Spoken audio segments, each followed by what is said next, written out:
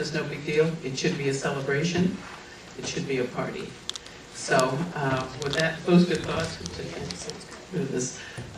let's give a warm welcome to Dr. Allan Botkin.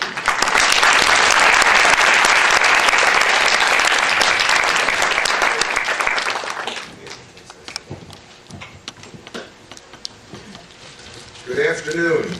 Am I coming through?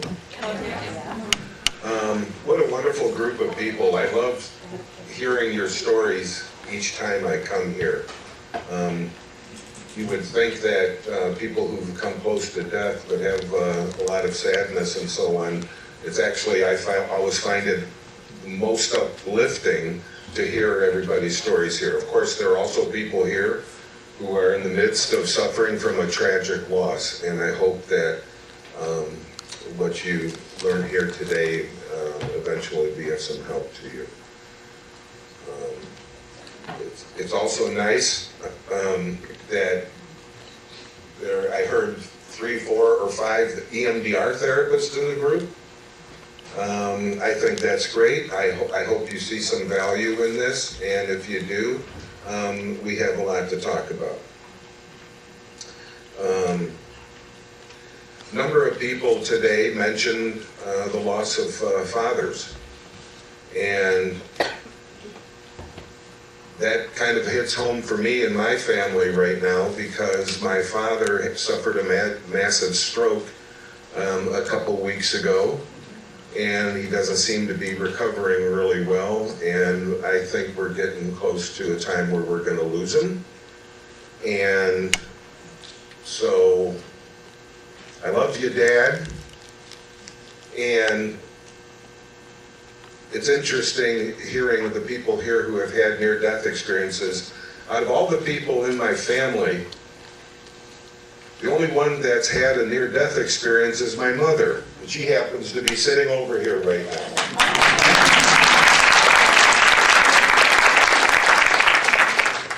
She kept her near-death experience quiet for many years until right around the time I think I was reading Raymond Moody's first book, and I started asking people about whether they had experiences like that, and my mom said, yes, I had one. And of course, I've had her retell her experience a number of times. It was absolutely wonderful.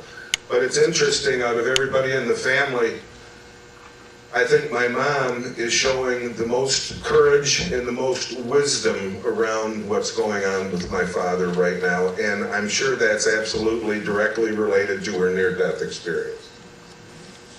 So thank you for being so strong, Mom.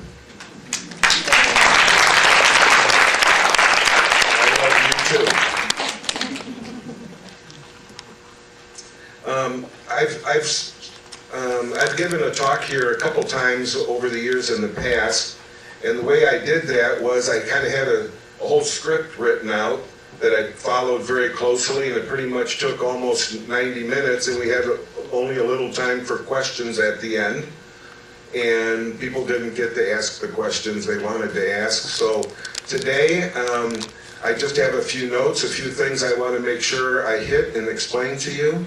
And then I want to open this up for questions because I think that's where people can learn the most, particularly for something like this. So I'm going to talk about the 3 categories of things I'm going to talk about today are PTSD, EMDR, and IADC. Any of that sound familiar? IADC. But anyways, I will sort through this alphabet soup for you, and by the end of an hour or so, you'll have a good idea what all this means. I worked for over 20 years at the VA hospital in North Chicago, treating combat veterans with severe post-traumatic stress disorder. I retired from the VA in '03, and that was right around the time I started writing my book, and I opened a private practice at the time. PTSD is a very complex disorder. The simplest way to put it is that when people have a traumatic memory, they just don't remember what happened, but they also relive what happened emotionally. In other words, in fact, I worked with World War II vets whose traumas were many decades in the past, but when they brought up their traumatic experiences, they felt like they were reliving it all over again.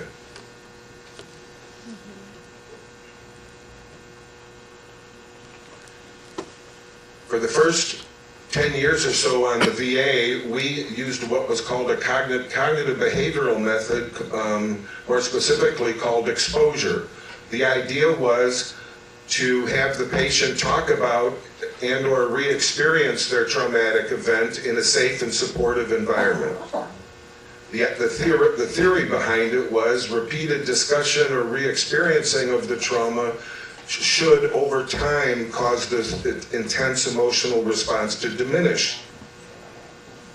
And while there were many scientific studies that supported exposure therapy, I later came to believe that that there's a big difference between statistical significance and clinical significance. So even though we were making a little bit of progress with these PTSD vets, most deserving PTSD vets, it really wasn't making any big difference in their lives.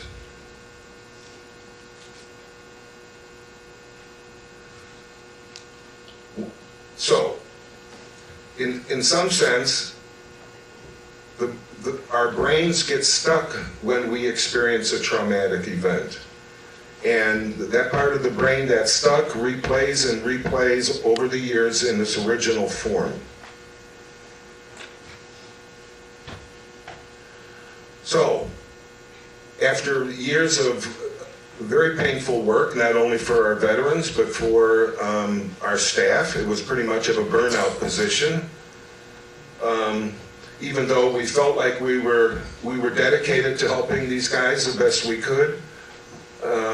And looking back on it now, I think really all we were doing was giving them a place where they could get support from staff and other vets and without being judged at the same time. And then they also found out that there were other people like them experiencing the same kind of symptoms. I'm getting a funny feedback. No, it's all right. Okay. Now, when EMDR first came out, the results that we began to get when we first started using it were dramatic and right off the bat, they were tremendous. We found out that in a single session, we could often remove the reliving component from the memory. Which is what we couldn't do that if we worked for 10 years using exposure therapy. But in one session, patients would say things like, "Doc, you know, this is strange, but I can remember what happened, but I feel like it happened a long time ago and it's finally over." Oh my God. The first time we saw that, we couldn't believe that it was so great. And we would have sessions with our veterans, and we'd be so thrilled. We'd go running down the hall and into a colleague's office, and we'd high five. "I got another one today."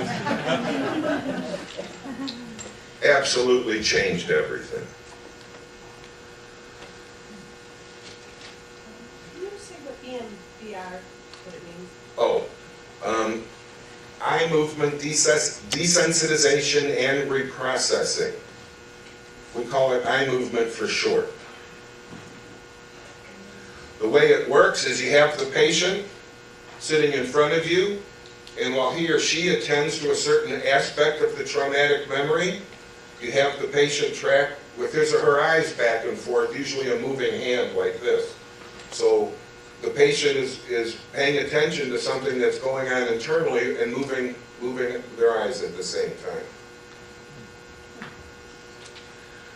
What that does, and the first time we heard that, we thought it sounded ridiculous. You know, we were psychologists with many years of experience treating PTSD, and you're going to wave your hand in front of somebody's face and they're going to get better? Come on. But anyway, as it turns out, EMDR, as of today, is the most neuroscience-based procedure, psychotherapy that's out there. Of course, that was driven by the fact that there was something about moving the eyes that was causing people to change, and that got people looking inside the brain and finding out what was going on. I went to a 2-day neurobiology workshop on EMDR a couple months ago. We know so much more about the brain now, and a lot of it is because of EMDR. One of the best explanations we have going is that EMDR or eye movements are in some way related to dream or REM sleep. When we are asleep and dreaming, our brains are processing and integrating information more rapidly than when we're awake.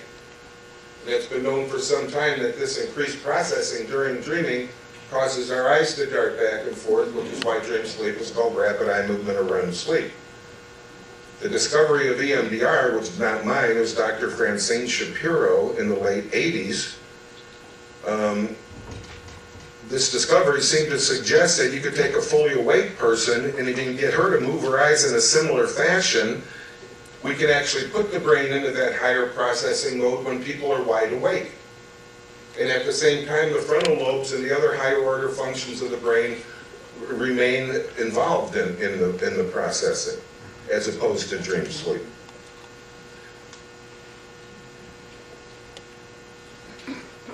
So, EMDR absolutely changed our professional lives at the VA hospital.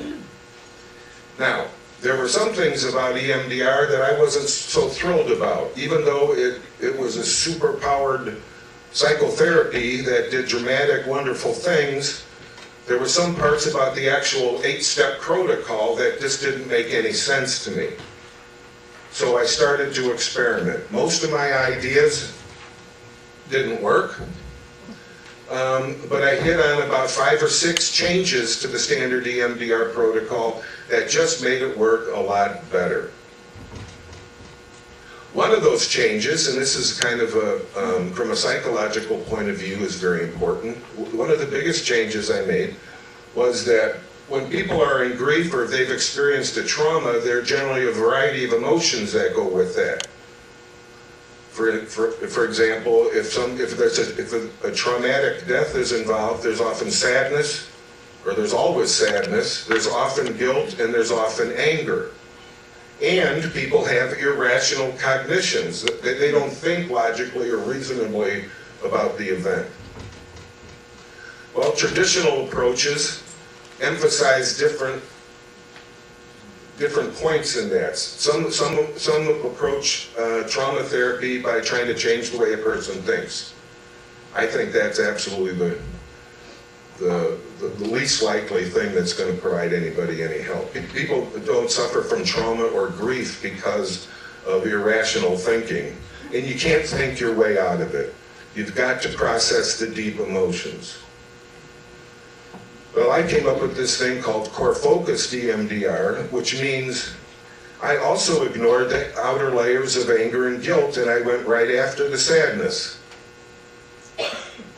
And I found that when I could process the sadness completely with the eye movements, the guilt and anger disappeared without even being addressed. And so did the irrational cognitions. In other words, you hit the center of the target, the sadness, you get the whole thing. So I call sadness, I believe sadness is at the very core of all grief. If someone says, well, I'm not really, if something awful, someone experienced a terrible loss, and they say they're not sad, I generally interpret that to mean they're not willing to talk about it or don't want to tell me or admit to it. Or they're stuck, or they're very much stuck on anger, on levels of anger and guilt.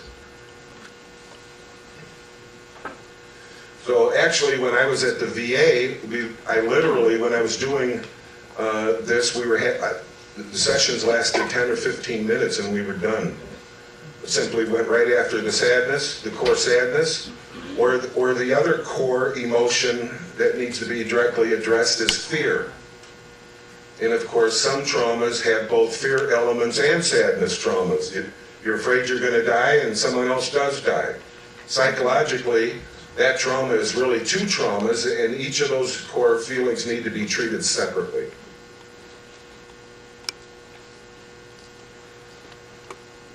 Another change I made to standard EMDR is I had the patient close his eyes after each set of eye movements.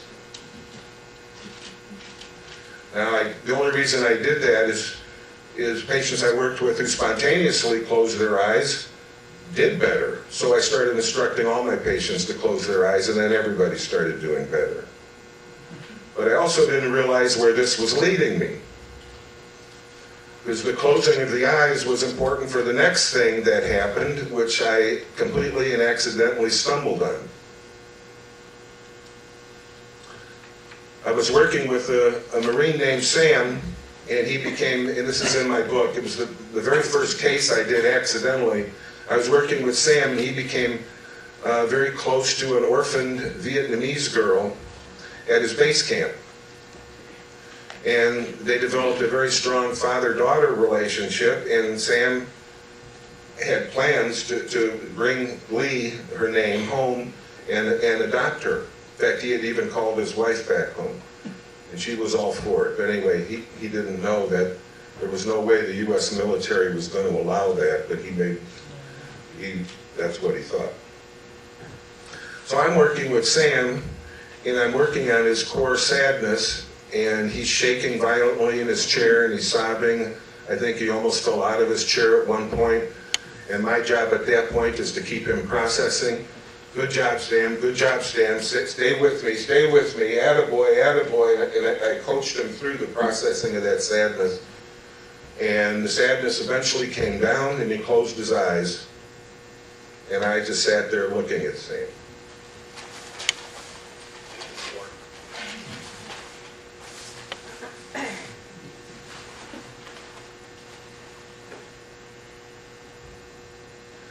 So I'm watching Sam, and I'm watching the last few tears roll off his cheeks, and a big smile comes over his face.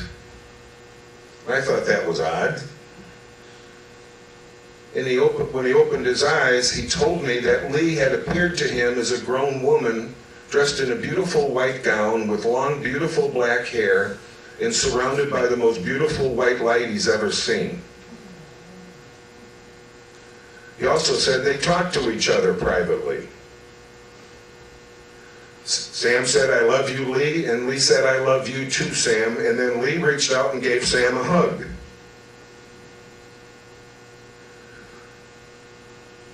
Sam, I remember him even saying, "I could actually feel her arms around me." Well,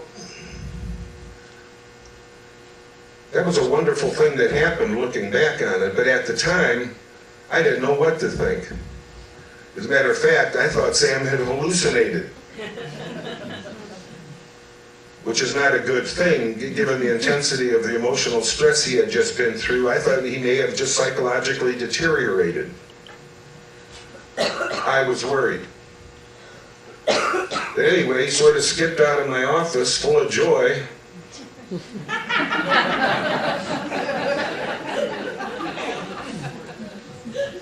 And I didn't know what to think. So anyway, I checked in on him later in the day. Sam was still doing fine. And so at the change of shift, before I went home that day, I alerted the nursing staff or the night or PM staff, keep an eye on Sam. I'm worried about him. Well, when I got in the next morning, the staff reported that not only was Sam doing just fine, he was actually, they hadn't seen him so happy ever on the unit. Then he goes home, and he had a daughter at home. He goes home on a weekend pass. He had a daughter at home who he completely avoided. Sam lived in the basement, and he just completely avoided any kind of interactions with his daughter, because when he did interact with his daughter, that interaction triggered traumatic memories of Lee's death. So he just avoided her. So anyway, Sam goes home that weekend without any counseling or support or instruction. Sam reestablishes a relationship with his daughter, who was a little hesitant to fully accept Sam's advances. But I remember Sam said, I remember him saying when he got back, "I'm making up for lost time." But anyway, that was the very first accidental ADC. I didn't even know what an ADC was. I knew what an NDE was because I had read Raymond Moody's books and so on. And a lot of what my patients were reporting, did sound like NDEs. There was a lot of overlap between the two. But anyway, it was soon after that I found Bill and Judy Guggenheim's book, Hello from Heaven. They had a couple thousand cases of spontaneous ADCs in the book. And that was an oh my God experience for me. These are the same experiences my patients are reporting. And after Sam, it wasn't just Sam, more and more of my patients began reporting this. And they all got better. And then I started thinking, boy, not only is this not a bad thing, wouldn't it be nice if more of my patients could experience this? The healing was truly remarkable. So anyway, about 15% of my patients were having this ADC experience, which I learned that's what the Guggenheims had called it, and I started calling them ADCs also then.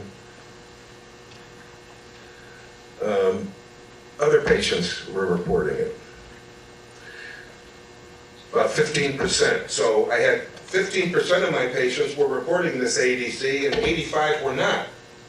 So I went back and looked at my notes to see if I could see anything different, if I had done anything differently that had caused this experience to happen. And I was going through, I was looking. There it was as clear as day. I did do something differently, and it was really simple.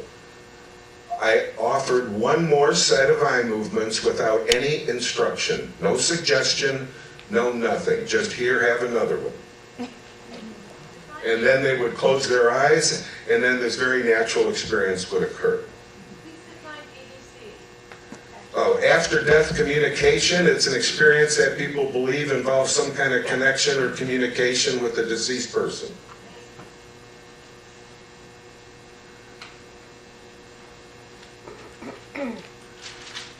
Now, I am absolutely convinced that there's something about NDEs, ADCs, IADCs, which I call the experiences my patients have, and that's what I call my therapy, induced after-death communication.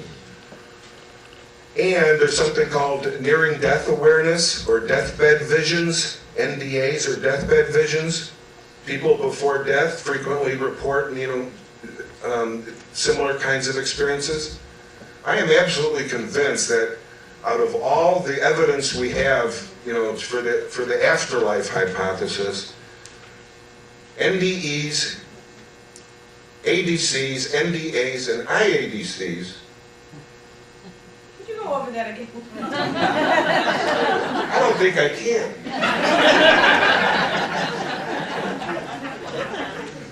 Near-death experience, NDE, ADC, after-death communication, IADC, induced after-death communication, which is really an ADC, and NDA, nearing death awareness, which is another term for deathbed visions.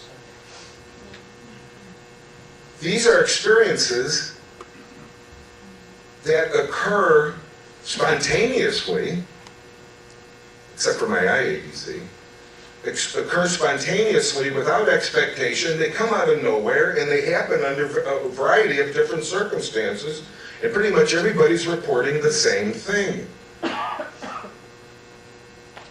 Now, in my job, I don't go around saying IADCs prove the existence of an afterlife. In fact, proof's a bad word. I think proof is a mathematical term more than anything else. In science, we don't prove anything. But it seems to me when you consider the NDEs, ADCs, IADCs, NDA, that's the strongest evidence we have for the afterlife hypothesis, I believe.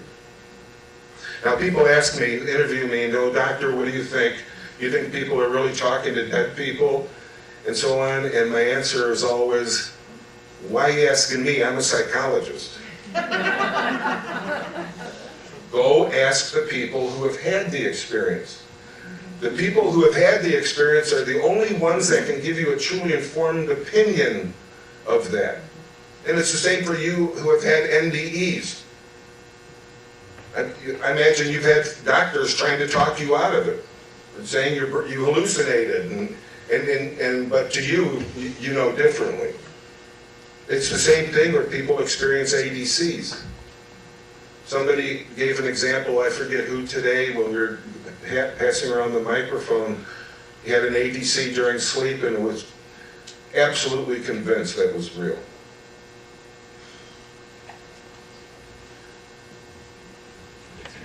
Now, just looking at NDEs and IADCs. Now, IADCs tend to be a little bit more elaborate than ADCs.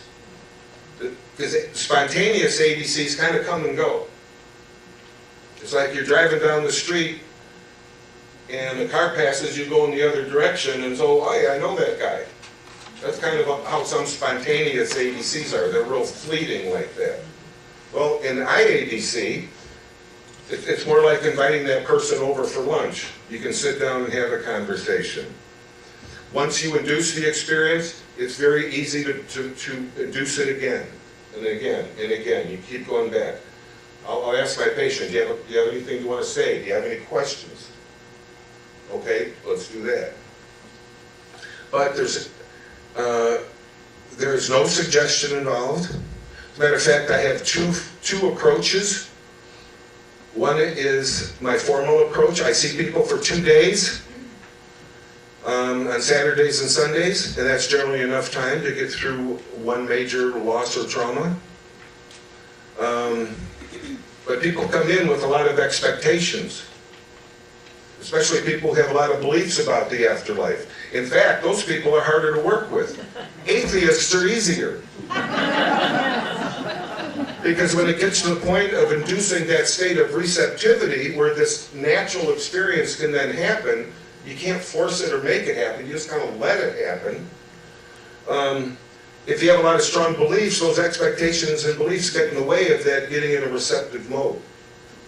So what I do is I actually have 2 inductions. Day 2, I go through the formal procedure, what would you want to say, da-da-da-da-da-da.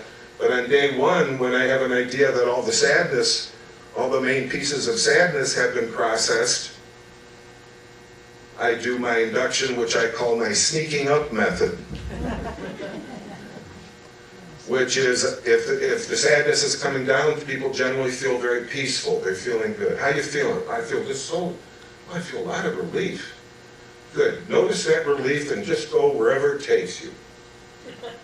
Boom. ADC. Now, if I ever said, I'm going to give you a set of eye movement and you're going to see your deceased father, it's not going to work. Or I want you to try to picture him, it's not going to work. Spontaneous ADC researchers were very slow to accept what I do because they, by definition, many of them believe that all real and true ADCs are spontaneous. We have no control over them whatsoever. They're a gift from heaven. Well, my response to those people is, in IADC, we actually don't induce an ADC. We induce a state of mind that allows the ADC to then naturally occur. And once the ADC starts to occur, we have no control over it. Matter of fact, the deceased person once in a session had a message from me, which I get now and then, and the person said, "Don't fool yourself, we're always in control, not you." Perfect. Made perfect sense.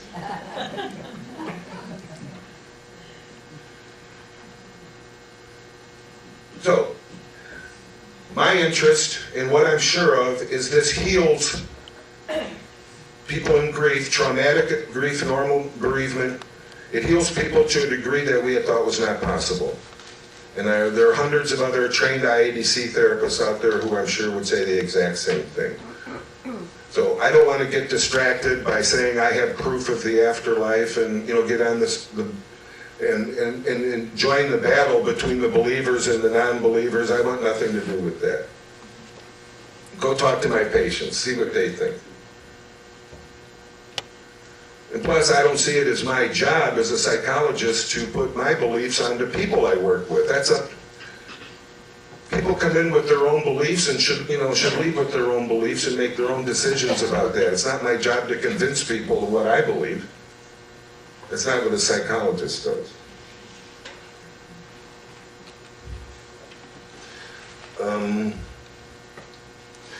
My goal is to get this mainstreamed. I don't want it to remain sort of on the fringe, where only fringe people come and see me. I want this for everybody. And again, you don't have to believe in this stuff for it to work.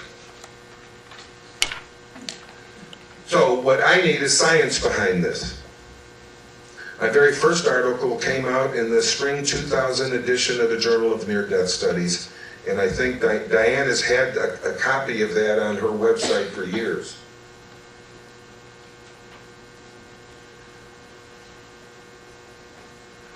I'm happy to say that I've trained people from all over the world. I've trained about 400. 200 are on my website and available. I told somebody once that I have a trained IADC therapist on every continent. And the person looked at me and said, "You have an IADC therapist in Antarctica?" I said, "No, I forgot that." Is that you, meaning?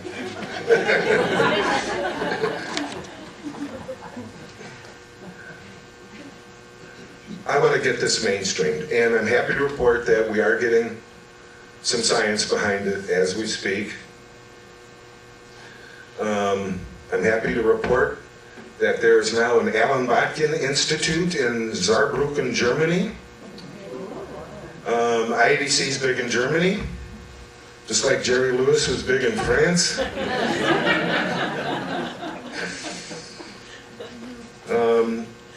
And the Germans are doing a wonderful job with this, and I think it's growing. IADC is growing faster in Germany than it is in the United States.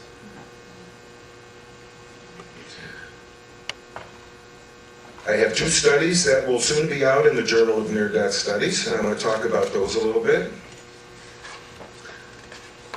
Are there any brain imaging studies? I'm about to get to that. 2 studies about to be published. One is an analysis performed by Professor Mo Hanna at Siena College in New York. She did a statistical analysis of 71 of my cases, and I had some follow-up to go with that. And I developed my own grief questionnaire to track a person's progress both before and after therapy, and then at 6 months. And I'm happy to report that we got great statistical differences on every item on the grief questionnaire. People, in fact, did get better in a number of ways. And it held up over 6 months. The second study is I did a survey of people I had trained a few years ago and wanted to find out how they were doing. And the good news is people I train do just as well as I do. It's a very teachable, robust method. I have no special powers whatsoever, I promise. There is also, Dr. Davida Street is working with people at the University of Virginia, and she has already begun to do a very sophisticated EEG analysis of people going through IADC therapy. She has worked with me for a couple of those, and she's now working with a psychologist in Florida. And they've run a number of cases down there.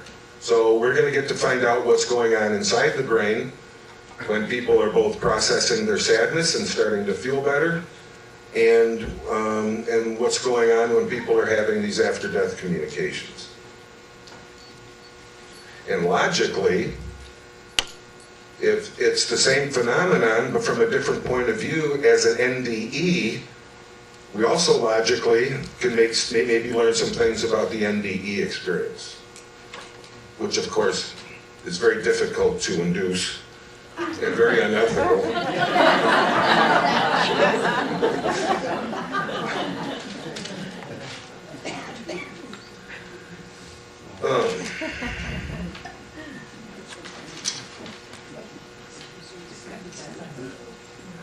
Again, I see people on Saturdays and Sundays. That's generally enough. When people call me on a Tuesday morning, if you want a business card, I do have some up here. Call me on a Tuesday morning between 10 a.m. and noon. I'm always sitting by my phone and taking calls, doing scheduling, and if you want to come in for therapy, I'll also do a brief screening. Or if you have level 1 EMDR training already, you want to come in for training, a one-day training, give me a call and we'll set it up.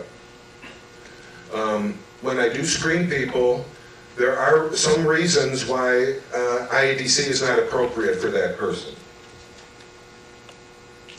One has to do with the recency. How long ago did this person die? As you may know, in the early stage of grief is characterized by shock, disbelief, emotional numbing. People in that early stage of grief are not near ready to really aggressively go after their sadness. If you want a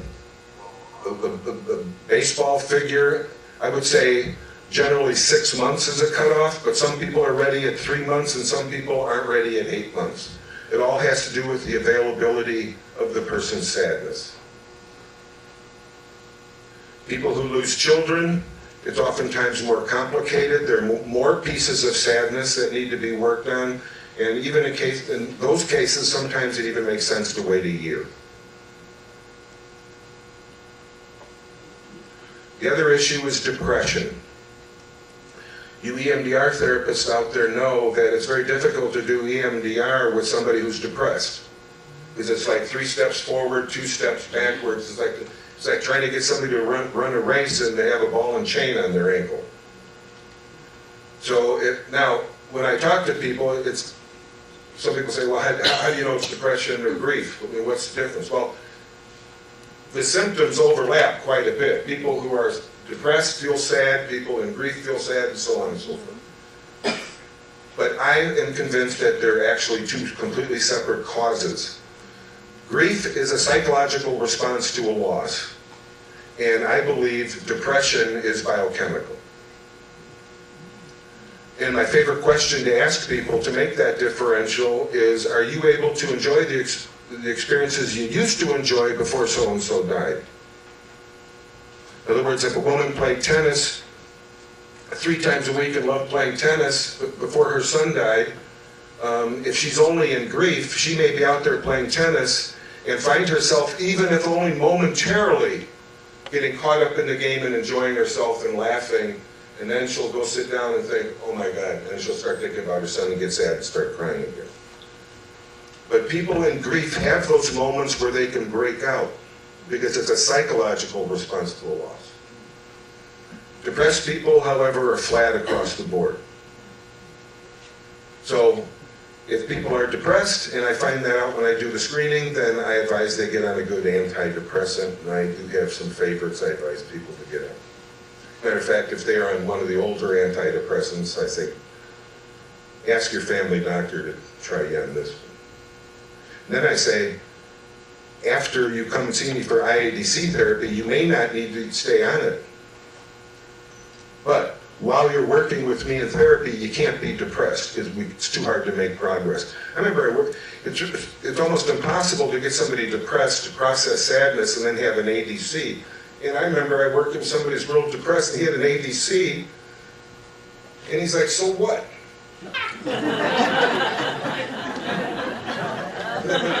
That's the depression talking.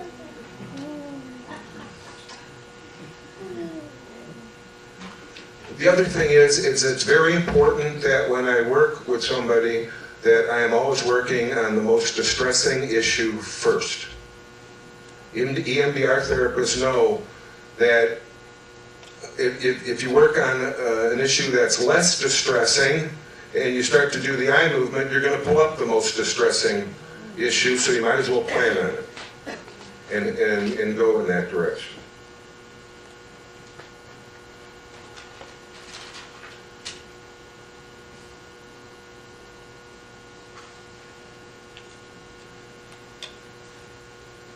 I covered the main stuff. Marty, do you want to say a few words? It's up to you. Sure. Would you like?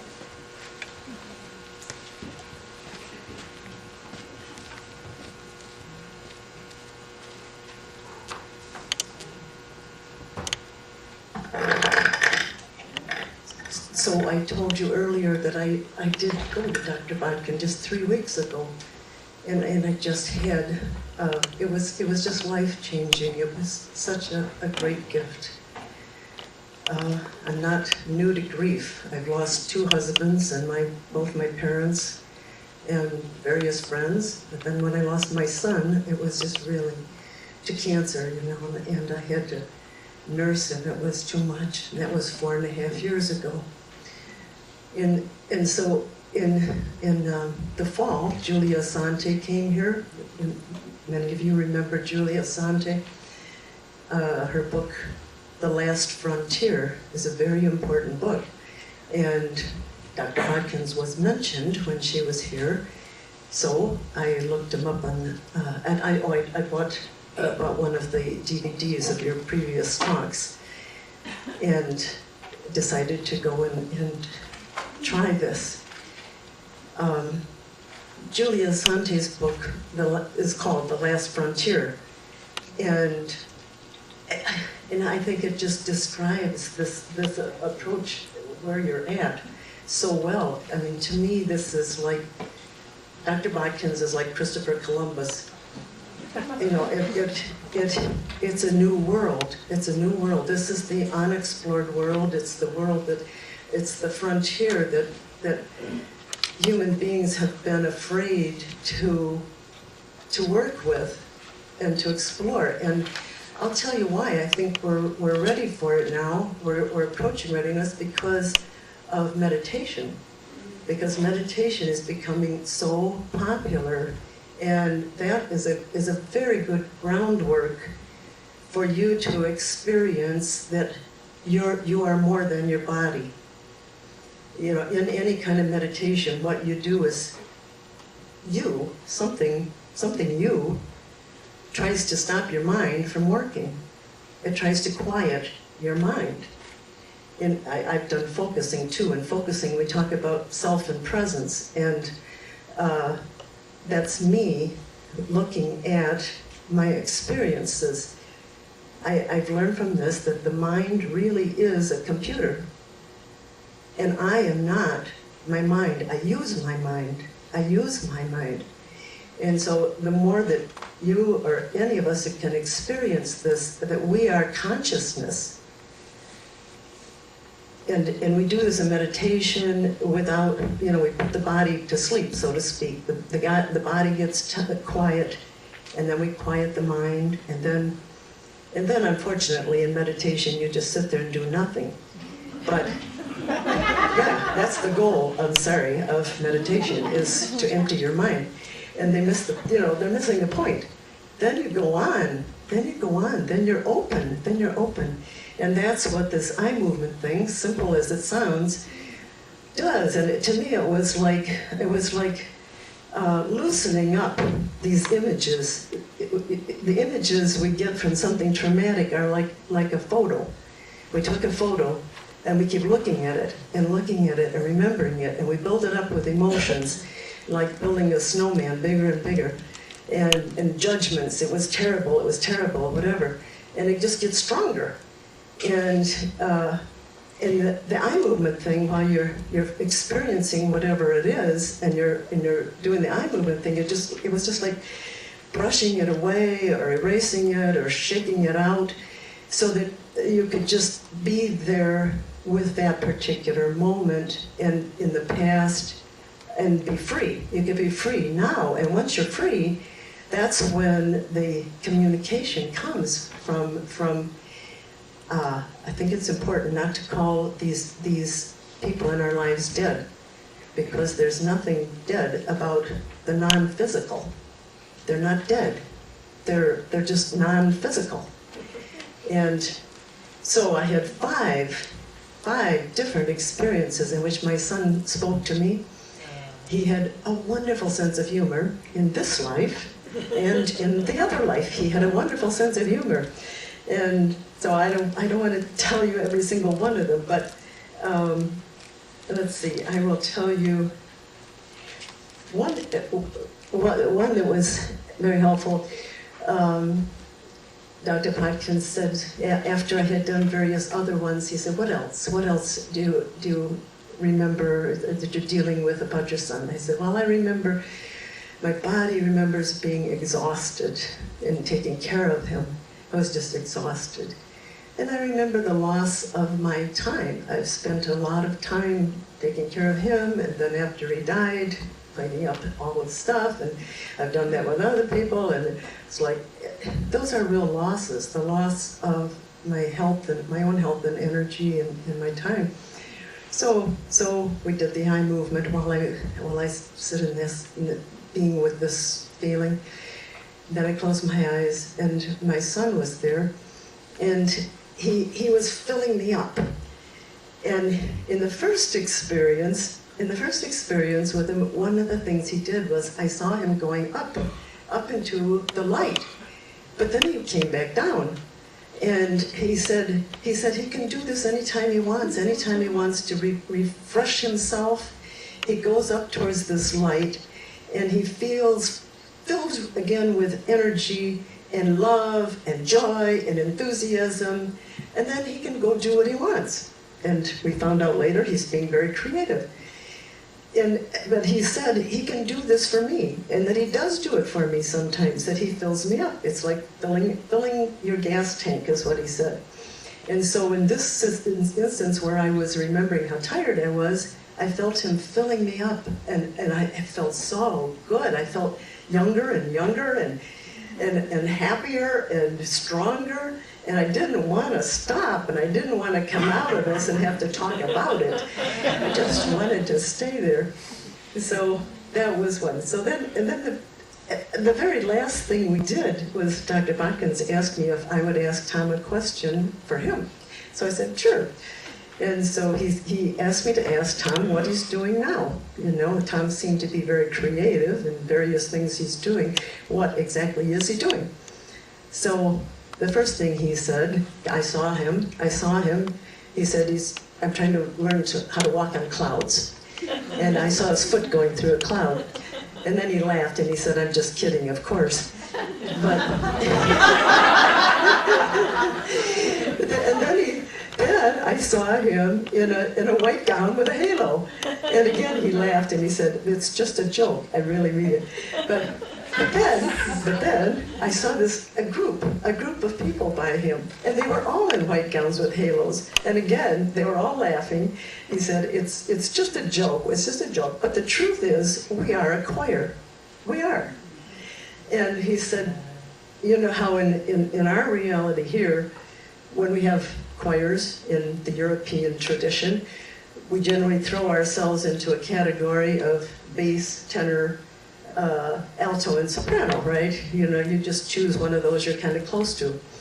But he said, everybody's voice is unique, and everybody has their own pitch and their own vibration. You know, everybody does.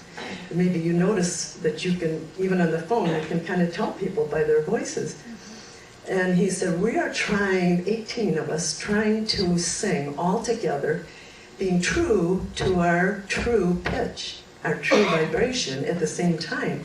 And he said, we We do slow things mostly, but sometimes we play around with sounds and do fun things. So that was one thing. And then another thing he said was, see, he was a high school physics teacher in this reality, and he said, there are physicists in your reality, and there are non-bodied people here, like myself, who are working on quantum physics together. Those in your reality don't realize we're doing it together. But we're trying to understand how consciousness forms into this thing that you call matter, because we know that matter is almost empty space. It's almost all empty space. I mean, our scientists tell us that most of an atom is empty space, and most of every little part of everything is empty space. And how does consciousness form into what we call matter? They're trying to understand it and find a way to put it into words.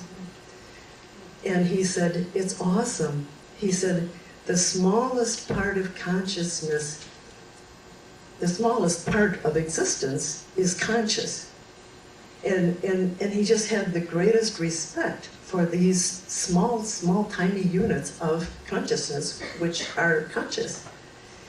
So those are a couple of the things that he's doing and that he shared with me, and I feel so close to him. Okay.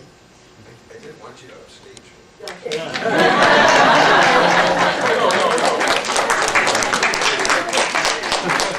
He's just, Christopher Columbus, you take the podium.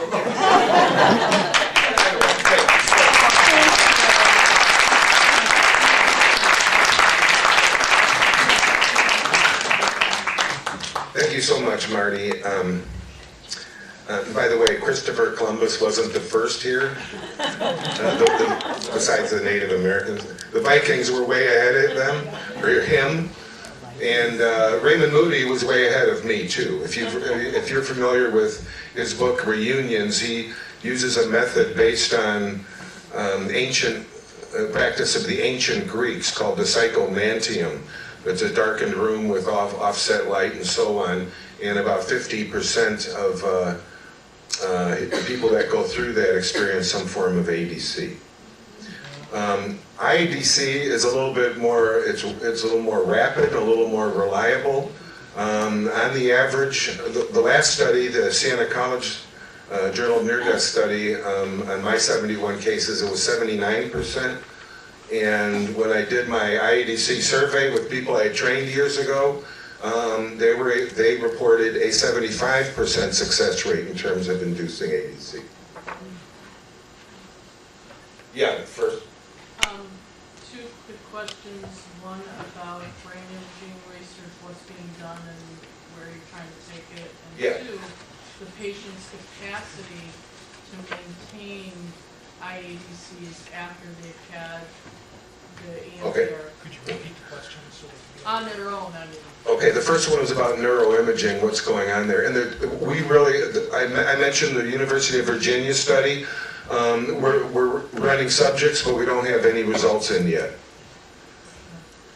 And the other one was, the continuing. Patient's capacity on their own to continue Okay. IADCs. I need to say a few things about that. Many people, before they come to see me, say, well, once I have an ADC, I'm going to want to keep having them over and over and over again. And in fact, that's not the case.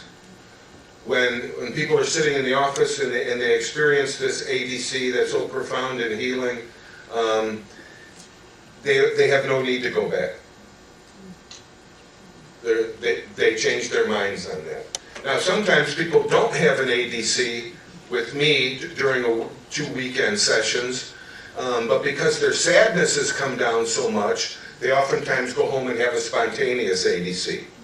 And I always tell people, if that happens, send me an email, you'll make my day.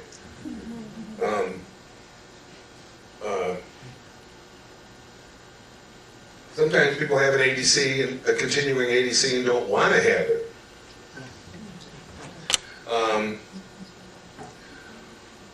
fact, I was working in the Vietnam vet years ago, had a nice ADC, and this person kept coming back to him in the night, and he was creeped out by that.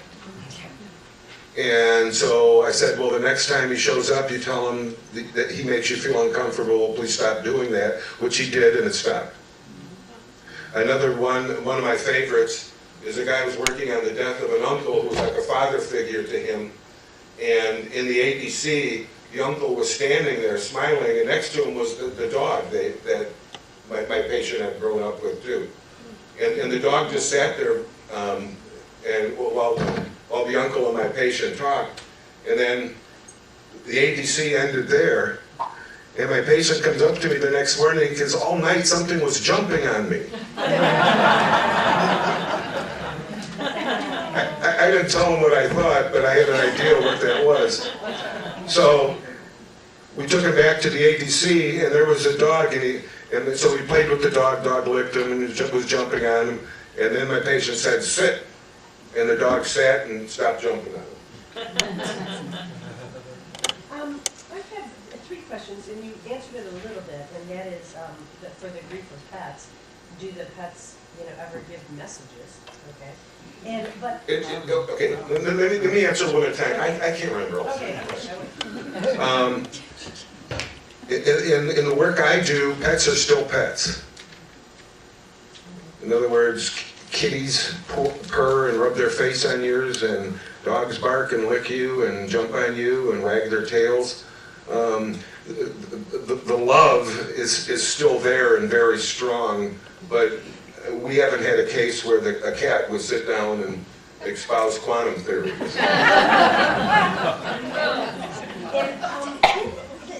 you deal with patients that have mental illness too. So how do you determine? Actually, not that much. When I worked at the VA, and I worked with guys with PTSD. Most of them also had depression. Some were bipolar, but as long as they were controlled with medication, then they were fine. So I generally don't work with real severe cases in terms of other kinds of mental health issues. Well, let me just ask you this. When you're dealing with the elderly, and they might be having Alzheimer's or dementia, and they might be having hallucinations from that disease or from psychotic hallucinations, but then they start talking about a possible ADC. But some of them are like a little positive, but lots of them are kind of more horrific. Yeah. All ADCs we have done are positive. Okay. Every last one. And the famous NDE guy, Ken Ring, once asked me, how can they all be positive? Some NDEs are negative. How can ADCs always be positive? Well, they just are, and that gets back to something you brought up earlier about forgiveness. We have ADC'd, in other words, brought up a deceased person who was a very bad guy in life, some horrible people. And in every one of those cases, without exception, the deceased came through as being very aware of the pain they caused on others, taking full responsibility for the first time ever, being very sorry for it, wanting to do whatever they can to fix it. There are no excuses for it. They take it. So, as Diane mentioned earlier, it certainly seems as though people have been through a life review. As a matter of fact, I worked with a well-known physicist once, and he came in kind of skeptical. His wife dragged him in. And while sitting in my office, he had his own life review just popped up.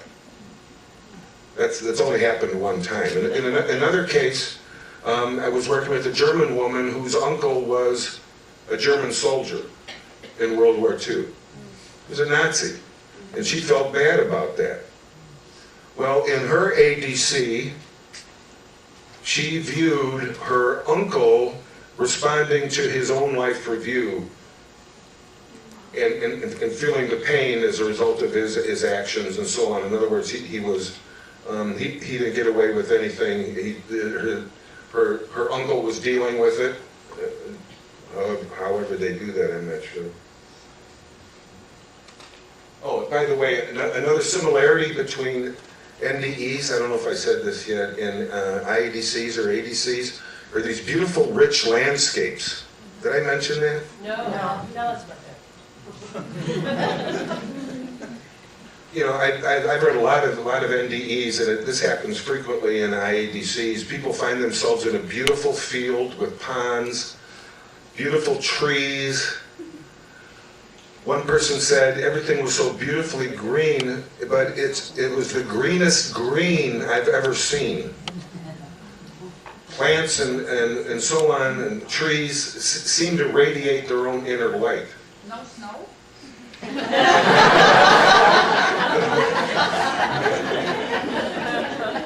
Not yet.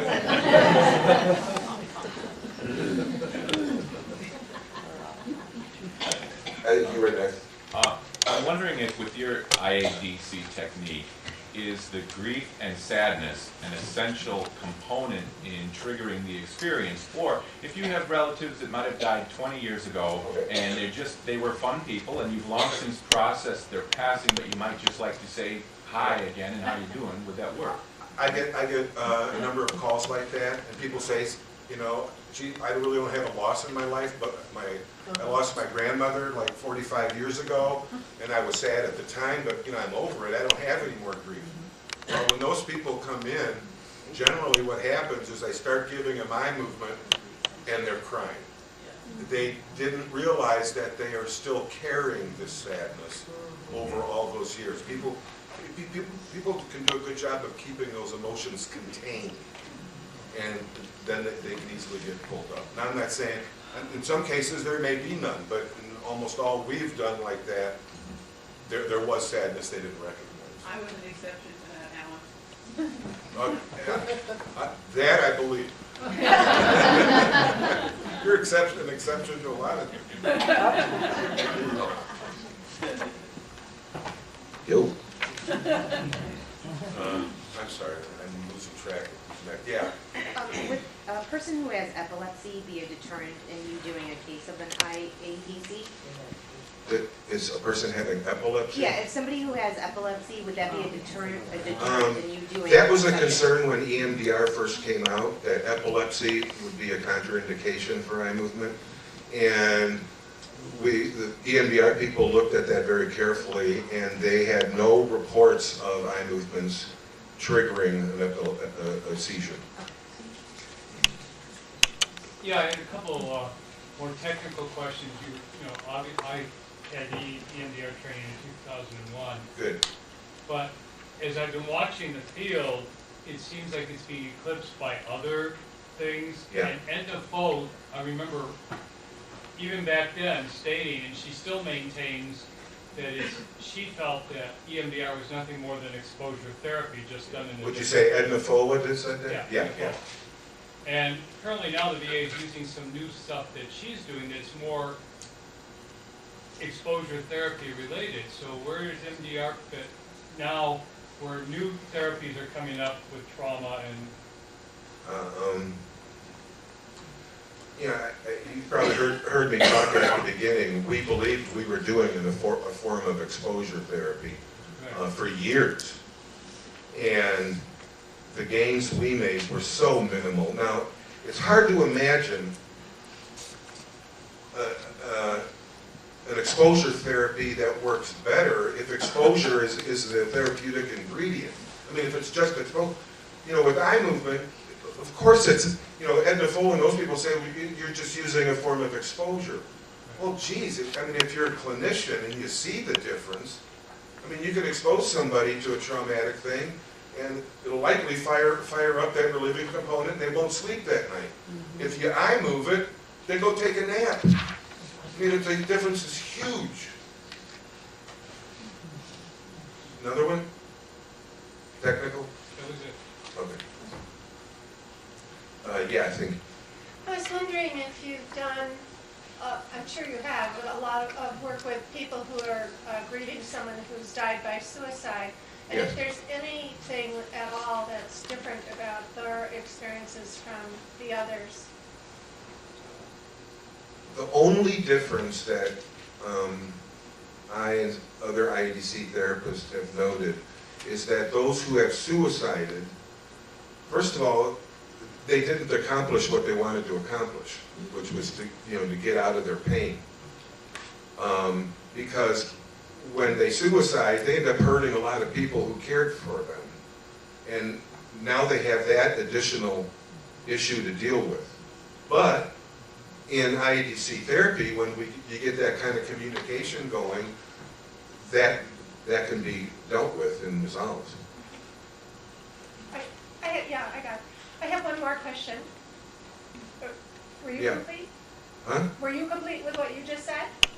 Was that what? Oh, were you complete in what you just Yeah, said? yeah, Okay. that's Then basically I it. have one more question. I'm not sure exactly how to articulate it. I was wondering if you believe that there might be something unique about you and the other people that you've trained, like yourselves as a variable in all of it, as opposed to the method. You mean in terms of what would get people interested in the first place? No. Or when we do this work? About your ability to get results. That's an Yeah. excellent question, because when I train people, it seems to me, and this is more of a hypothesis, it seems to me that when we do this kind of work, we need to get out of the way. In other words, we set the table, we process the sadness, we bring it down, we give another set of eye movements, hopefully so this experience will then occur. But when we're doing that, we're out of the way. Our emotions can't interfere with what's going on across the table. That makes sense? Yes, thank you. Oh, I'm going to say another thing too. Another thing I forgot. If I would have written the whole speech, I wouldn't have forgot these things. But when I worked at the VA, this relates back to the forgiveness thing. When I worked at the VA, I worked with people who purposefully killed other people. And in every case, that person got forgiveness. 100%. Now, first of all, this doesn't work with psychopaths because they have no sadness for their victim anyway. For this to work, you have to have sadness for the person that died. Therefore, you need to grieve the person you killed. You have to have sadness for that person. Your sense of humanity needs to be connected with that person you killed. If you don't have it, it's not going to work.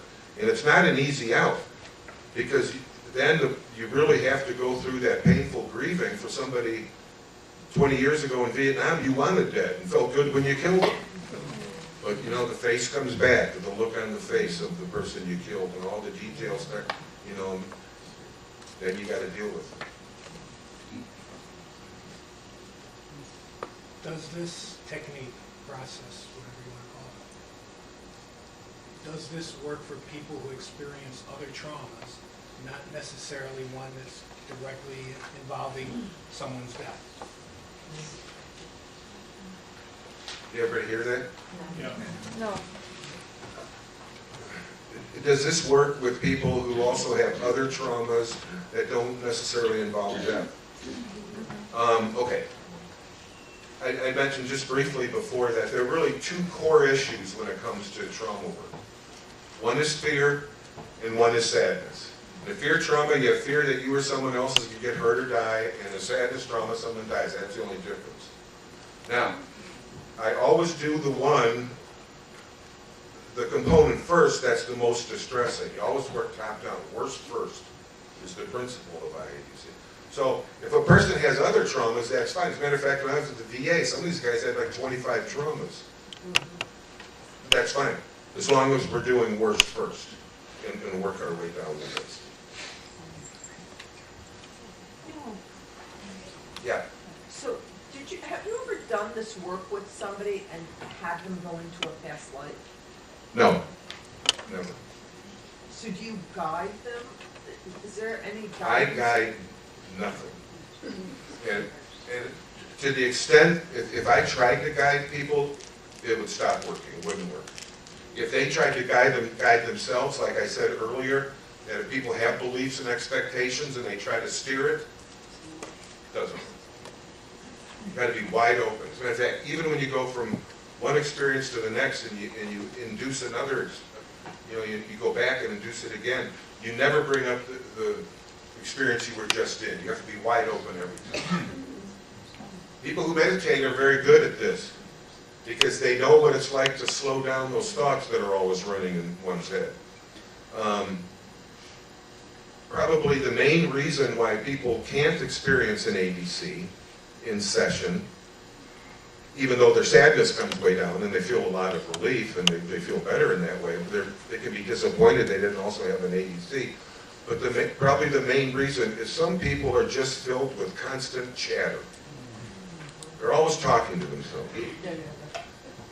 I'm doing this. They probably don't even do a good job of smelling a flower. It's an experience, But the person like that is, well, now I'm bending over, now I'm picking up the flower.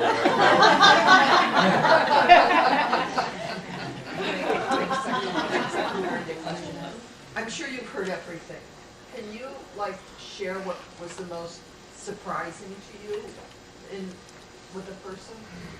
A change or a conversation? Well, gosh, there are so many like that. I wouldn't. Well, one thing that's interesting, just the word surprise, and I'm kind of take that. If I can think of something, I'll get back to you. But when people experience an induced after-death communication, it's always kind of a surprise. It's not what they expected. One woman saw her father sitting on a beach with a straw hat on. Never expected that people in heaven would wear straw hats. What was that? It's always unanticipated.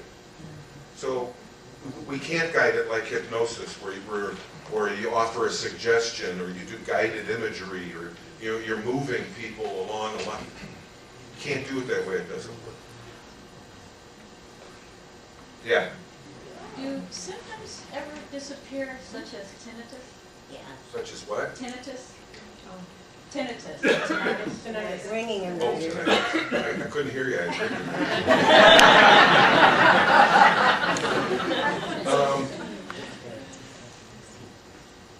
Somebody had that lately. Wanted to know if it. I don't remember what happened. Or No. symptoms? I just, Generally, anything physical. Although EMDR, standard EMDR, works well with chronic pain, where there's like a tension, increase the pain increases tension, where there's that kind of negative feedback loop. EMDR does a beautiful job of breaking that and reducing chronic pain. Not acute pain if you have a knife stuck in you or something. I had it done. I did some EMDR once a long time ago. I can't even remember now what it was for, but I remember feeling For your like memory? it came to me. For a memory, bro? Yeah. The end of the reel, like a reel of film, and it just flat, and it was finished. And I can't even remember now what it was for. We've heard in this room a lot with NDEs, they come back with new perspectives, feeling, their lives can change a lot with service, and they have a dedication to humanity. Do you find that with your... No. Okay. Let me explain. I'm going to explain. That's an excellent question. Think of the difference between someone experiencing an NDE and someone reconnecting with somebody they've lost.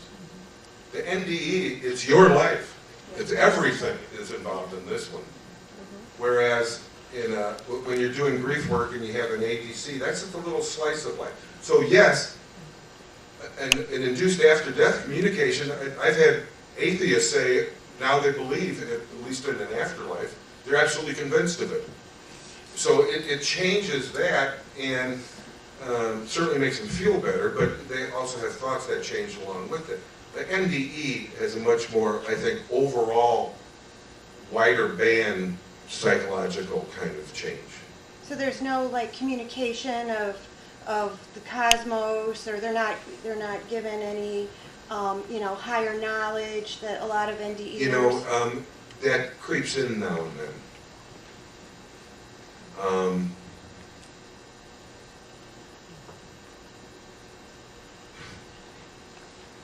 Sometimes the answers we get we don't understand. And I've kind of a long story, but I don't think it's. We'll try. You better. All right. Yeah, we want. The father lost a son and came in to see me, and the father and the son always had these philosophical, spiritual conversations. And the guy asked me before we started if I believed in reincarnation. I said, well, I don't know. You know, thinking about it, I don't know. I said something stupid from it. And so anyway, at the end of it, he had these beautiful ABCs with his son. And at the end, he goes, I want to ask him if reincarnation is reality. I go, can I do that? And I go, sure, here.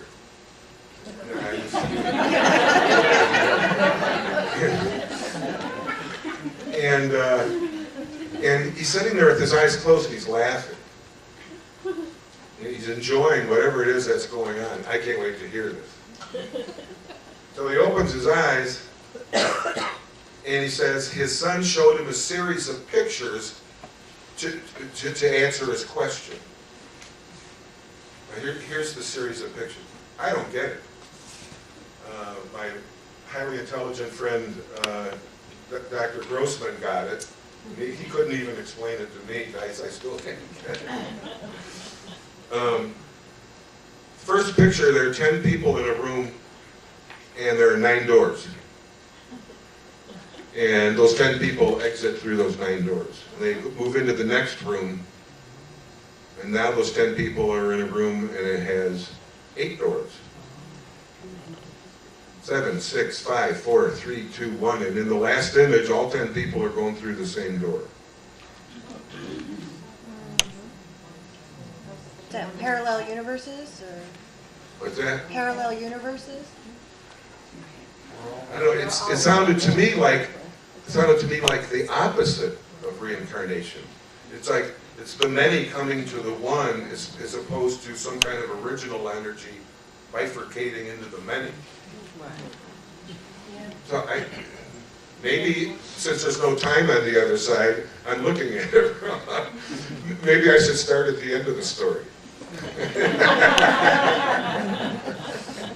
I don't know. How many times have you done this with those who have trained you, or? I've had the experience? Yes, sir. Twice. And? We got 5 minutes left, and it's kind of really more personal than most ND or most ADCs. But I can tell you they were both very surprising. It's not what I expected. Yeah. I had a couple things. One is, would you tell us what antidepressants you would possibly recommend? I mean, I just have a couple people I know that might. Yeah. The more recent SSRIs I think are really good, like Celexa and Lexapro. And then with my experience with the head trauma that I had, it has actually opened up the grief. I mean, yeah. that I had, which without control. You know, like it opened it up for me. Like it's not. I don't know how to make. I don't walk around crying, but it's there very strongly. You know, I know that. So, like the head trauma, I guess somebody else asked the question, I believe it would make a huge difference to me, like to have that therapy done, because it would release whatever's happening in my head from the head trauma too, from a car accident, you know. Yeah. First of all, it also depends on the neurology Yeah. and what's going on in your head and all that kind of stuff. Right. One back there, yeah. Yeah, you. How, your experiences with regards to the ADCs, how have you dealt with people who have been murdered? How do you then tell the patient, or do you even tell the patient to not go into certain areas, like who killed you or how are you killed? Which If I understand your question correctly, do sometimes people get legal or get information that impacts on legal stuff that's going on Exactly, which in this life? as well. So let's say. I have tried that a couple times. Okay. And in both, or I don't know, 3, 4 over the years, in all of those cases, the deceased said, let it go, get over it, just forget it, drop it. Because the deceased somehow knew that that would be the best thing for their surviving person.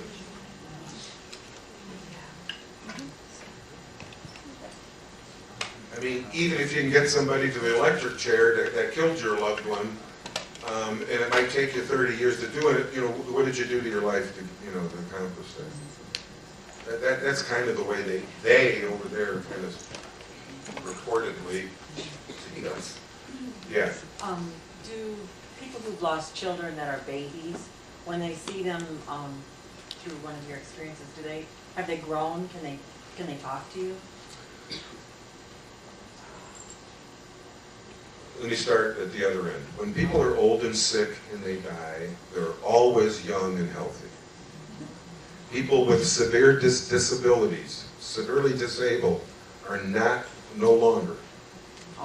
People are younger, healthier, happier. But when it comes to children who die, it's a mixed bag, and I don't understand that. I don't know why. Sometimes they're still very little, sometimes they're grown. Like when I talked about Sam, the Vietnam vet, it was the 10-year-old girl that looked like she had grown into a 20-something-year-old woman. I was wondering about it's kind of a funny thing. As a matter of fact, working with Marty helped me learn this lesson when we were working together. I was talking to somebody once and I said, you know, they do a lot of fun things on the other side, or at least that's what my patients are saying. I have to word that. But they play golf. They go on picnics. They go fishing. I never see him, we never see him eat any fish. So I don't know about that part. But and somebody said, golfing. That wouldn't be any fun to golf in heaven. Who wants to have a hole-in-one on every hole? I thought, I don't think it goes that way. And golfing is still golfing. I don't know. Maybe you don't get as pissed off when you slice it. I suspect, and you can really make it more of a fun thing. But you're not all of a sudden a perfect golfer. And that's kind of what Marty was saying earlier when she was up here. It's not all of a sudden you're there and the whole, you know, the Big Bang is revealed to you, and, you know, quantum physics and everything all of a sudden makes sense. It's just, it's still a learning process. A young woman who suicided was seen by her mother as giving a class to other deceased people on suicide. Still learning. Yeah. I would just like to say that just how neuroplasticity shows us that the brain has ways of compensating. Yeah. I think that consciousness has a similar function where we can go into our spiritual selves. And I believe dissociation is one of those, you know, when we go into a shock state, that's one of those things. But it's that our consciousness brings a different aspect of our being to heal the trauma. Instead of, you know, just like a cognitive process would, but it's spirit coming in once we get over body and mind, spirit comes in to hold the full reality, and this starts to open those pathways neurologically and otherwise. Very interesting. I'm going to think about that one on the way home. Maybe we'll talk. Yeah. I'm in your field. Oh, okay. Yeah. DSM 3 or 4, or is it 5 now? It's 5. Okay. Is there a distinction? And they haven't got it right yet, but I think they're getting better. Is there a distinction between the grief and the depression that you identified in this? You know, Yeah. Yes? Yeah. Thank you for bailing me out of it. In sort of in the way I describe it, Yeah, it sounds familiar. I mean, I just went, to a couple overviews, but, yeah, there's much better distinction between the two. good, excellent. Yeah, of course, in Illinois, we have to get continuing ed now, so I'm getting a lot more than I used to. But I used to get it on my own. It's not like I gave up learning. But, I went to an excellent grief workshop, and they basically made the same distinction that I sort of gleaned from my own practice.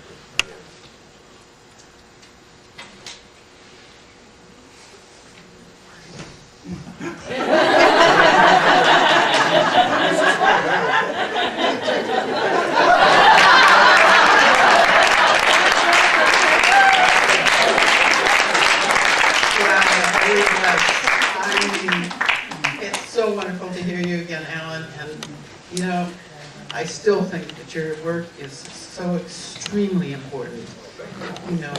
It's just so important. And I hope you all carry this forth with you and spread it out there even more, because it's a wonderful gift to have you here.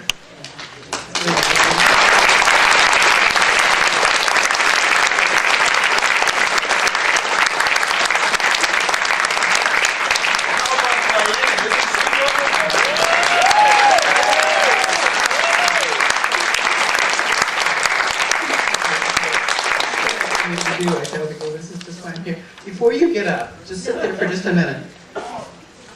David, you're on. Oh, my Would you please run down and just show off what you have on your body? I'm going to be a fashion model here. A fashion model. Look at this great t-shirt, sweatshirt that he has. It says Chicago Irons on it, and it's beautiful. If you too can have one like that, if you go to saddle.com with the pantry, look in the email that you received and click on that link. And it's very comfortable, very nice. Thank you.